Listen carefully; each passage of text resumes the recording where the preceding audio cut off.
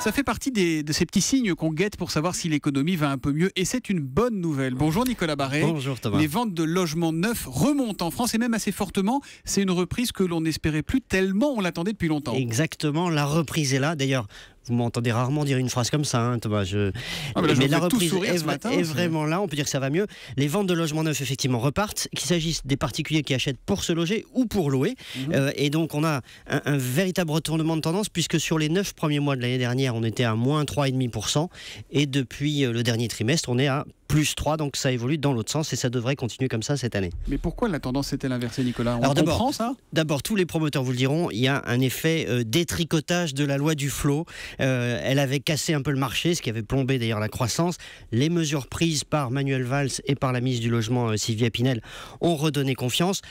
Et je trouve d'ailleurs que c'est un excellent cas d'école. Alors, je sais, c'est toujours compliqué. On dit l'économie, c'est la confiance, la croissance, c'est la confiance. Et je vous sens parfois un peu sceptique quand on dit ça. Interrogatif. Et bien là, on a vraiment un cas d'école. La Fédération des promoteurs immobiliers note que des clients ont acheté avant même que les nouvelles mesures soient vraiment entrées en vigueur. C'est-à-dire que le gouvernement a annoncé ces mesures, a promis plus de souplesse, a annoncé la suppression de...